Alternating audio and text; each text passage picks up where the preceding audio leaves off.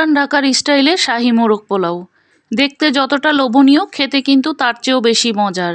আসসালামু আলাইকুম, কেমন আছেন সবাই? যে যেখান থেকে আমার ভিডিওটি দেখছেন সবার জন্য রইল অনেক অনেক শুভেচ্ছা ও ভালোবাসা। আসুন দেখি কিভাবে তৈরি করা যায়। তৈরি করার জন্য আমি প্রথমেই মশলাটা রেডি করে নেব। এজন্য কয়েকটা কাজু বাদাম নিয়েছি, সাথে কয়েকটা কাঠবাদাম, এক মুঠ কিশমিশ, 10-12টির মতো কাঁচামরিচ, ঝালটা আপনারা আপনাদের ইচ্ছা অনুযায়ী নেবেন, 1 টেবিল চামচ পোস্তদানা। এবার সবগুলোকে একসাথে ব্লেন্ড করে নিয়েছি। চুলায় একটি প্যান বসিয়ে তেল দিয়ে দেব। এবার 1 কাপের মতো পেঁয়াজ কুচি দিয়ে দেব। পেঁয়াজটাকে আমি এবার বেরেস্তা করে নেব। বেরেস্তা করে নেওয়া হয়ে গেলে এবার একটি বাটিতে তুলে রাখব। সবটুকু বেরেস্তাই আমি তুলে নেব।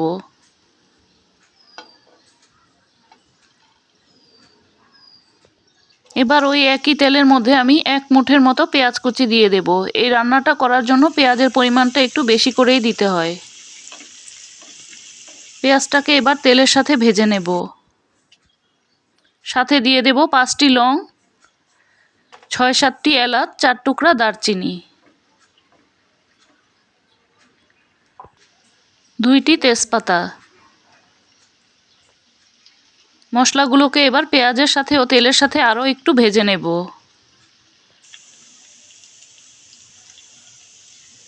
ভেজে নেওয়া হয়ে গেলে দিয়ে দেব 1 টেবিল চামচ আদা বাটা, 1 টেবিল চামচ রসুন বাটা। পেঁয়াজটাকে কিন্তু এখন খুব বেশি লাল করে আর ভাজিনি। এখন মশলাগুলোকে এবার ভেজে নেব যেন কাঁচা গন্ধটা না থাকে। সাথে দিয়ে দেব আধা কাপ পেঁয়াজ বাটা। গ্রেভিটাকে ঘন করার জন্য এখানে পেঁয়াজ বাটাটা অবশ্যই দিতে হবে।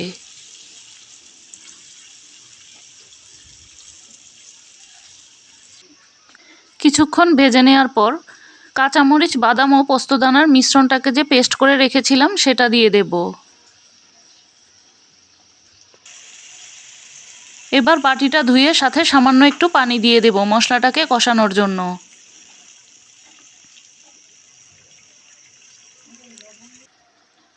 এখন দিয়ে দেব 1 চা চামচ জিরার গুঁড়া, 1 চা চামচ ধনিয়ার গুঁড়া,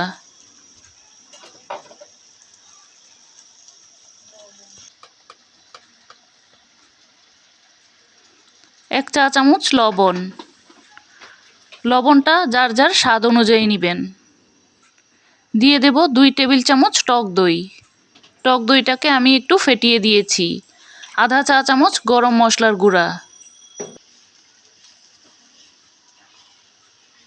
এবার সবগুলো মশলাকে একসাথে মিশিয়ে নিয়ে একটু কষিয়ে নেব ভালোভাবে।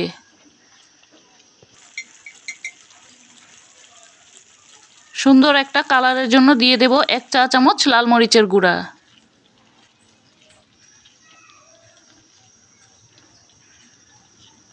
লাল মরিচের গুঁড়াটাকে দেওয়ার পর আরেকটু ভালোভাবে কষিয়ে নেব।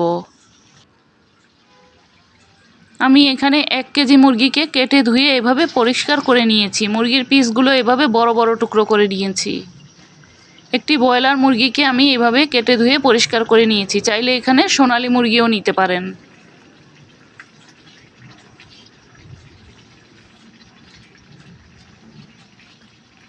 মশলাটাকে একটু সময় নিয়ে ভালোভাবে কষিয়ে নিতে হবে।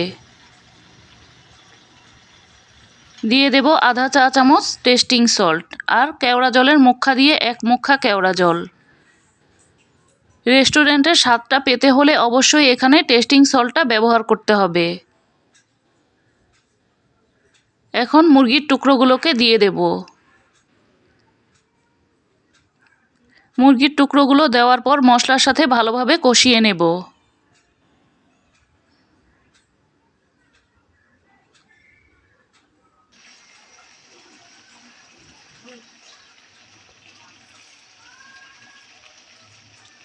এখন পেঁয়াজ বেরেস্তা থেকে 1 মুঠ পেঁয়াজ বেরেস্তাকে এভাবে হাত দিয়ে ভেঙে দিয়ে দেব।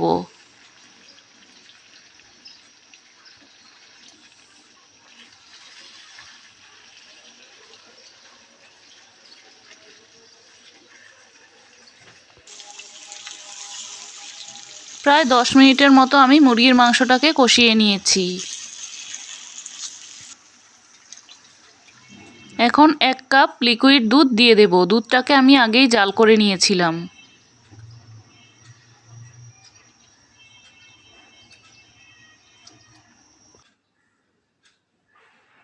এবার ঢাকনা দিয়ে ঢেকে 10 মিনিটের মতো রান্না করে নিলেই কিন্তু মুরগির মাংসটা তৈরি হয়ে যাবে। নামানোর কিছুক্ষণ আগে 4 টেবিল চামচ গুঁড়া দুধ, 1 টেবিল চামচ বাটার দিয়ে দেব। চাইলে এখানে ঘিও দিতে পারেন। এবার গুঁড়া দুধটাকে খুব ভালোভাবে মিশিয়ে নেব।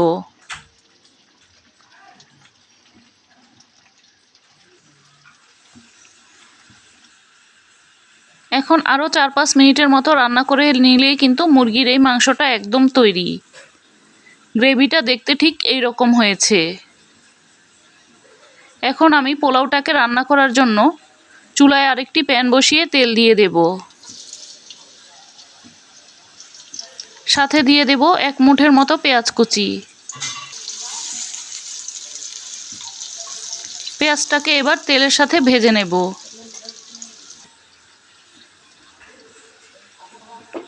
সাথে দিয়ে দেব 5টি এলাচ, 4টি লং,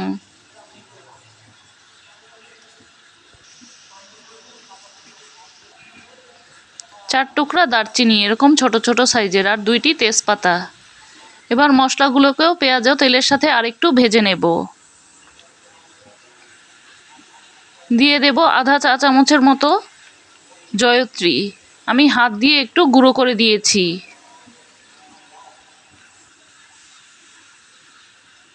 এক কেজি পোলাওয়ের চালকে আমি ধুয়ে ভালোভাবে পরিষ্কার করে 10 মিনিটের মতো ভিজিয়ে রেখেছিলাম। এখন চালগুলোকে দিয়ে দেব।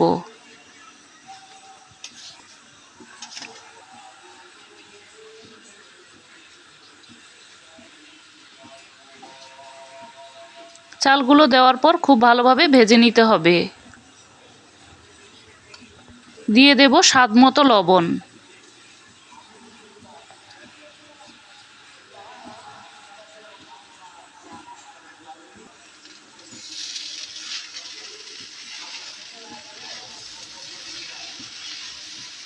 চালটা ভেজে নেওয়া হয়ে গেলে দেখতে ঠিক এই রকম হবে।